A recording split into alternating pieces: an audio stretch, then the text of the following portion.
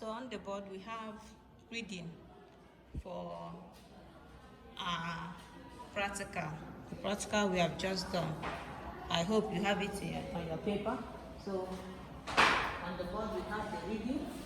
Then they want us to plot a graph of the reciprocal of x on the vertical axis and I on the horizontal axis. And they said that we should start both axes from origin 0, 0. So the first thing is you draw your line. This should be your x by 1 axis, and this should be your what? Your I axis. It is important to note that both axes should be labeled. In physics, we don't have x and y. Both axes should carry the name of the physical quantity you are to plot. For instance, the reciprocal of x on the vertical axis and I on the horizontal axis.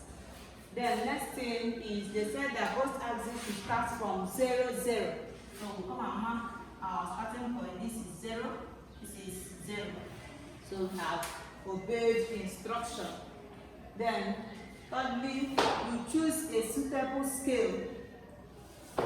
Most times, students find it difficult once it is 0 points. If you have 0.0 something, students find it difficult. Look at what we do. This is 0.05, 0.029, 0.022, 0.017, 0.013. Thank God, all of them is, if you put it in standard form, it will be times 10 raised to power minus 2. Or, so I want you to close your eyes and assume this is 50.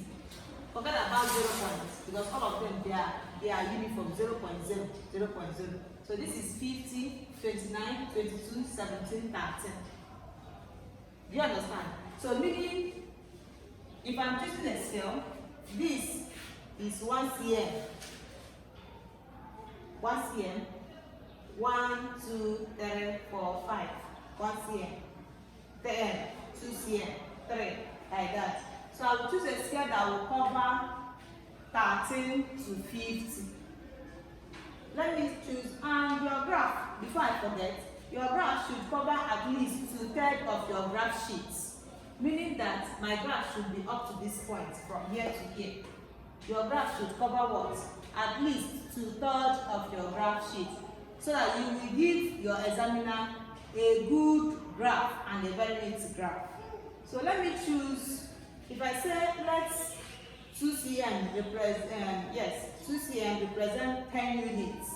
I will have 10, 20, 30, 40, and 50 here. So 50 can be here. But if it is above 50, I will not choose 50 here. Do you understand? Then let me also say on the other axis, let me choose. Here I have 1.8. This one is very simple. I can choose 1. I find out that my camera is not close to the board, so you might be finding it difficult to see what we are doing. So let's continue. Remember, we chose 2 cm. On the vertical axis, we chose 2 cm. So 10 units on x by 1 axis. And here we are choosing 1, 2, 3, 4, 5.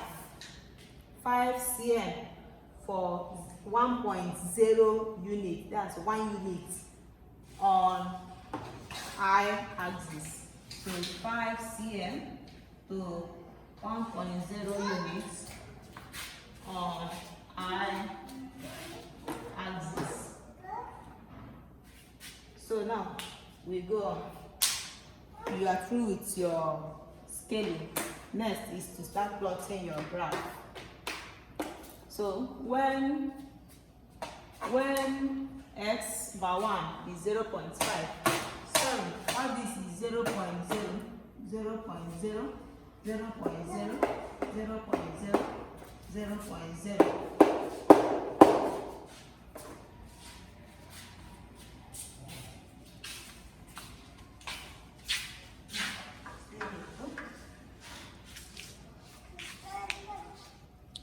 So remember it is 0.0, not 50.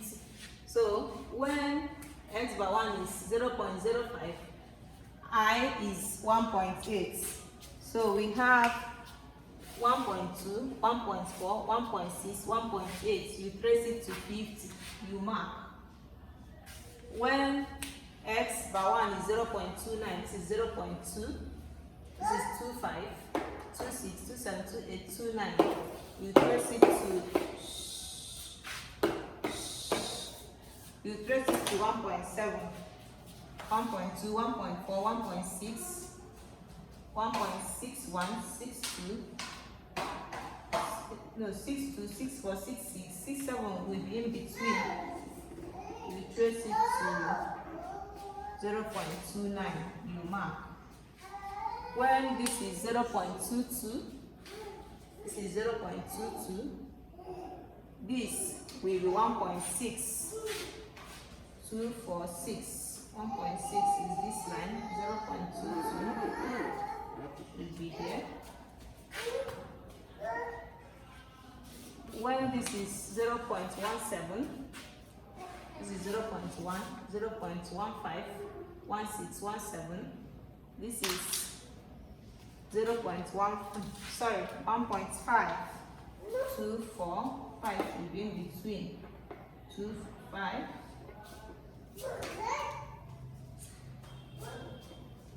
So this is the points. I hope you are doing likewise on your graph. When this is 0.13, 1, 2, 3, 0.13, this is 1.4. 1.4 is here. They are true. Then on your graph, you mark your line of best fits. You mark your line of best fits.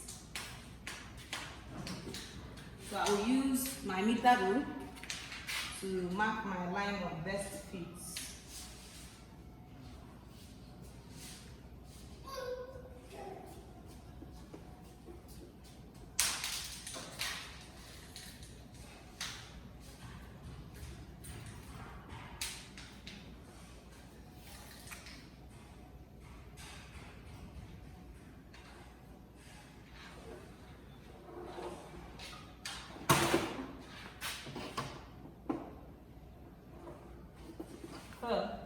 This is my line of best fit. Then the next is you find your slope. You should use a right angle triangle to determine your slope. Let me use points on my graph. Point that I already made on my graph for simplicity. Remember, what I'm training you to do is to score an A without a slope. So for simplicity, let me just use points that are already on my graph.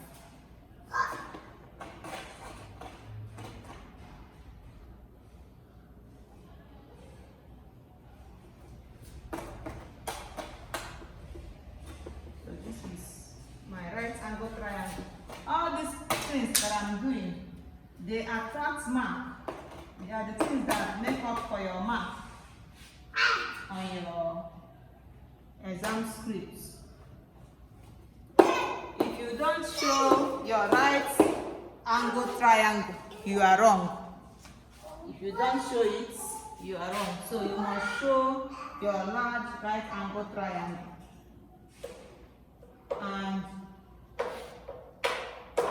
trace the points where they fall on both axes. This will help the examiner mark your script very fast and accurately. You see it? So slope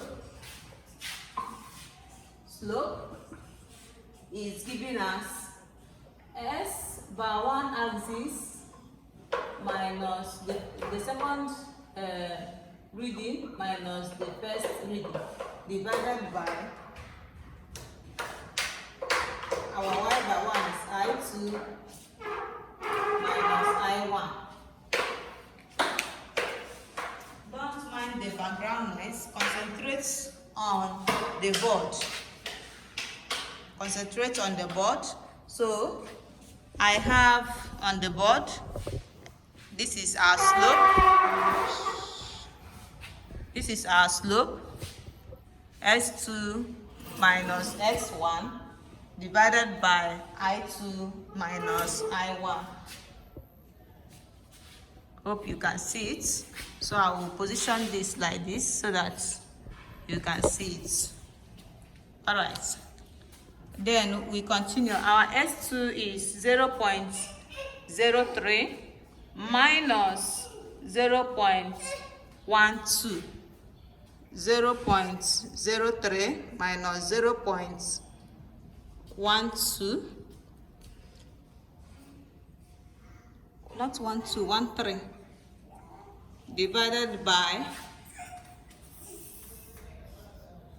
0.029. Sorry, 0.029 minus 0.013.